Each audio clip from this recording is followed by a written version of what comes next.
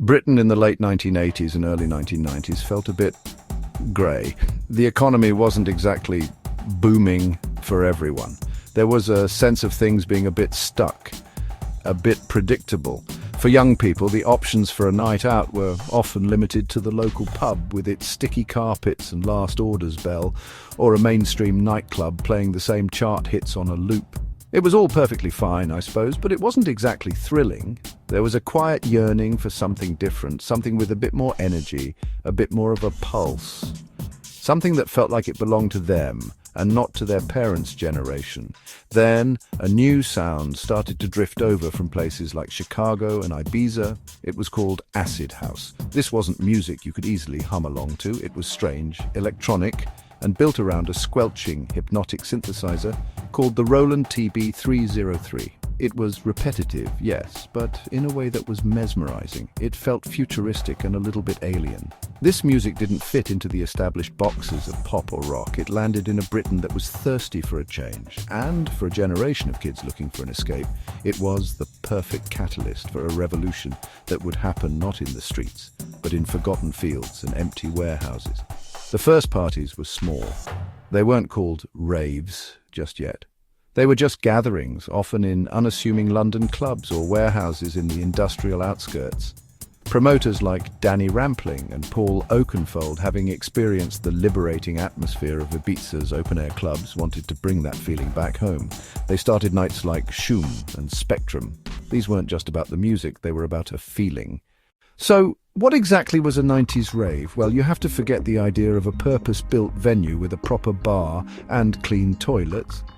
The classic rave took place somewhere that was never meant for a party. Think of a cavernous, disused warehouse on the edge of town, its windows boarded up and its concrete floors still coated in the dust of its former industrial life. Or imagine a farmer's field, miles from anywhere under a vast, star-filled sky. The location was a massive part of the appeal. It felt illicit, like you were trespassing in a forgotten world and claiming it as your own for one night. The music was the absolute heart of it all. It was loud, impossibly loud. Huge stacks of speakers, often hired and precariously piled high, would blast out relentless hypnotic beats. It wasn't just acid house anymore, the sound was evolving. You had hard-edged techno from Detroit, euphoric trance from Germany, and later the uniquely British breakneck rhythms of jungle and drum and bass. The bass was a physical force. You didn't just hear it with your ears, you felt it in your chest, up your legs and into your rib cage, a deep vibrating thud that seemed to sync up with your own heartbeat, compelling you to move whether you wanted to or not. Then there were the lights. In the pitch-black darkness of the warehouse or field, light shows became a form of art.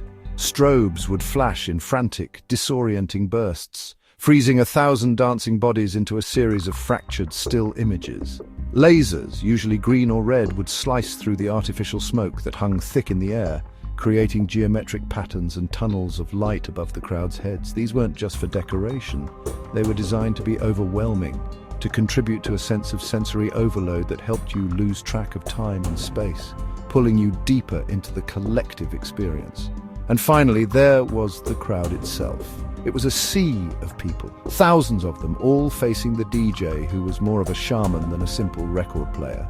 People wore loose, baggy clothes, smiley-faced t-shirts, dungarees, oversized jumpers. It was all about comfort and freedom of movement, not about looking glamorous. There was a shared uniform of sorts, but it was one born of practicality. In this space, everyone was part of the same tribe, a temporary community brought together by a shared desire to dance until the sun came up. It was this mix of illicit location, pounding music, dazzling lights, and a unified crowd that defined the rave. You couldn't just look up the details for a rave in a local listings magazine. These events existed outside the mainstream, and finding one was part of the adventure. The whole system was built on a network of secrets and whispers, a game of cat and mouse, not just with the authorities, but with anyone who wasn't part of the scene. The primary tool of communication was the rave flyer. These weren't just bland bits of paper, they were works of art in their own right, covered in psychedelic imagery, futuristic fonts and cryptic symbols. They were miniature posters for a hidden world. Now, these flyers would rarely give you the actual location of the party. That would be far too risky. Instead, they'd list a phone number, sometimes two. These were the infamous party lines. You would call the number on the night of the event, often waiting until after 10 p.m. for the line to even be activated. Sometimes you'd get a busy signal for what felt like hours, frantically redialing. When you finally got through, you wouldn't hear a person's voice. It would be a pre-recorded message, often layered over a beat, giving you directions to a meeting point. The meeting point was the next step in the treasure hunt. It would usually be a mundane, easily findable location like a motorway service station, a large supermarket car park, or a quiet rural pub. When you arrived, you'd see them. Long convoys of cars, vans and minibuses filled with other ravers, all waiting for the final piece of the puzzle. There was a palpable buzz of anticipation in the air. You were all in it together, strangers united by a common goal. It was a shared conspiracy, and this process of discovery only heightened the sense of excitement and community before a single note of music had even been played. From that meeting point, the final directions would be given, either by another recorded message on a second phone line or by word of mouth spreading through the convoy. Then a stream of headlights would snake its way through dark country lanes or deserted industrial estates towards the secret destination. This elaborate system of communication did more than just keep the location secret from the police. It acted as a filter. It meant that everyone who made it to the rave had put in the effort. They were dedicated. It created a self-selected crowd of people who truly wanted to be there, adding to the unique and committed atmosphere of the night. The reasons so many young people were drawn to raves went far deeper than just a love for loud electronic music. It was about finding a sense of belonging. In the anonymous, often divided society of the time, the rave offered a space of radical acceptance.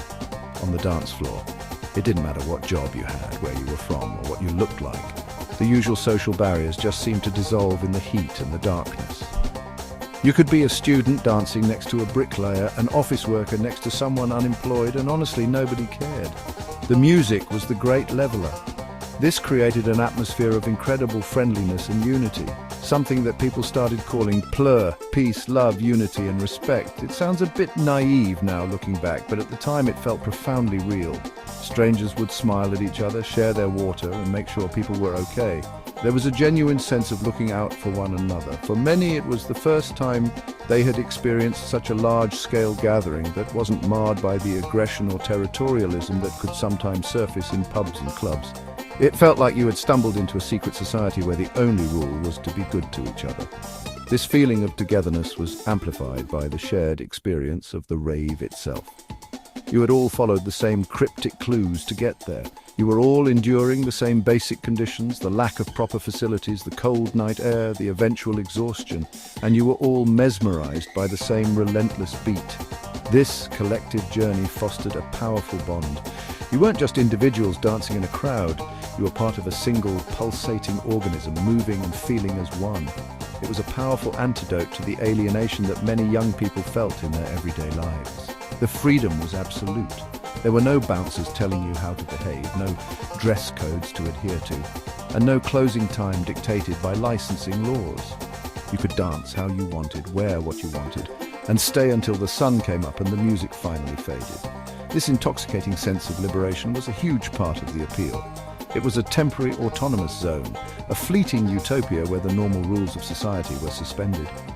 For 12 hours you could be completely and utterly yourself, surrounded by thousands of others doing the exact same thing. That feeling was addictive. As the rave scene exploded from a few hundred people in a London basement to tens of thousands in a field, it was inevitable that it would attract the attention of the authorities. The media, initially curious, began to run sensationalist stories, focusing on illegal drug use and portraying ravers as mindless hooligans. This created a moral panic. The establishment, the government, the police, the press saw this anarchic, youth-driven movement as a threat to public order. They didn't understand it, and what they didn't understand they wanted to shut down. The police response became increasingly heavy-handed. Operation Spiral was one of many police initiatives specifically designed to target and dismantle large-scale illegal raves. They would set up roadblocks on motorways, trying to intercept the convoys of cars they knew were heading to a party. They'd use helicopters with searchlights to scan the countryside. Clashes between police in riot gear and ravers became a common sight on the news. For the people a part of it, it felt like a direct attack on their culture and their freedom. It turned a party into a protest.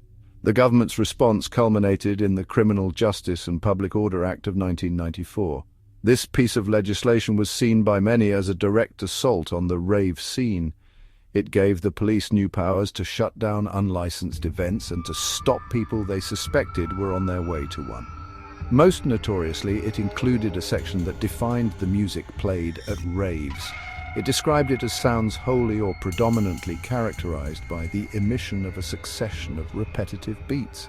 This clinical, almost comical description became a symbol of the government's total disconnect from the culture it was trying to legislate against. This crackdown, however, didn't kill the scene. In some ways, it galvanized it. The fight to party became a political cause. There were right-to-party marches and protests, but the act did change things forever. The era of the massive, illegal, free-for-all outdoor rave was largely over. The scene was forced to adapt. It moved into licensed, legal venues, giving rise to the superclub era with brands like Cream and Ministry of Sound. While these clubs were amazing in their own right, something of that raw, unpredictable, rebellious spirit of the early warehouse and field parties was inevitably lost. To truly understand the feel of a 90s rave, you have to imagine all your senses being dialed up to 11. It was a complete sensory immersion. Let's start with the smell. The air was thick with a unique cocktail of aromas. The dominant scent was often the sweet, cloying smell of the smoke machine, a dense fog that hung in the air and tasted slightly of glycerin. This mingled with the smell of sweat from thousands of dancing bodies, the faint whiff of damp from the warehouse walls, or the earthy scent of wet grass from the field. And weaving through it all was the distinctive, minty aroma of Vicks Vapor Rub, which people used to enhance the sensory rush. Your sense of touch was constantly engaged. The main sensation was the bass. It was a physical force. You didn't just hear it with your ears, you felt it in your chest, up your legs and into your rib cage. A deep, vibrating thud that seemed to sync up with your own heartbeat, compelling you to move whether you wanted to or not. You'd feel the crush of the crowd, the damp shoulder of a stranger brushing past you in the dark. You'd feel the cold night air on your face when you stepped outside for a moment's respite, a stark contrast to the oppressive heat generated by the mass of dancers inside. The floor beneath you would be gritty with dirt or sticky with spilled drinks. It was a tactile, unfiltered environment. Visually, it was a dizzying spectacle of darkness and light. Your eyes would struggle to adjust. For long periods, you'd be in near total blackness, able to see only the silhouettes of the people around you. Then a sudden blast from a strobe light would illuminate the entire scene in a series of brilliant, frozen-in-time flashes, burning the image of 1,000 raised hands onto your retinas. Laser beams would scythe through the smoke above, creating complex, shifting patterns that seemed to hover in midair. It was hypnotic and disorienting, designed to break down your normal perception of the world around you. And of course, there was the sound. It was all-encompassing. The music wasn't just in the background, it was the environment itself. The high-pitched hi-hats would skitter across the top end. The melodic synth lines would create moments of pure hands-in-the-air euphoria. And underneath it all, the relentless kick drum provided a constant driving pulse. You'd also hear the sounds of the crowd, the whistles, the air horns, the collective cheers when a particularly famous track was dropped by the DJ.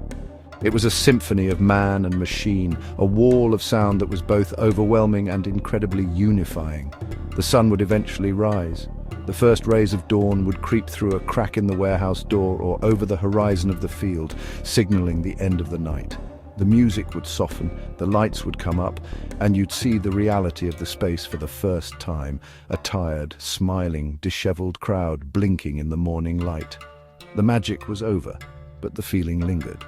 The 90s rave scene, in its purest, most illegal form, may have been a relatively brief chapter, but its impact on British culture was permanent and profound. It wasn't just a fad, it was a cultural earthquake. The most obvious legacy is in the music. The sounds forged in those dark warehouses and muddy fields became the foundation for much of the electronic dance music we listen to today. Genres like drum and bass, which started as a uniquely British experiment, are now global phenomena. The role of the DJ as a superstar artist, the structure of electronic music, and the very idea of a night built around a continuous mix all have their roots in the rave scene. The culture of festival going in the UK owes a huge debt to the rave movement. The idea of gathering in a field for a multi-day event focused on music and community is now a mainstream part of British summer. While today's festivals are highly organised, commercialised and legal, they carry the DNA of the illegal raves. They are built on the same principles of escapism, collective experience and musical immersion.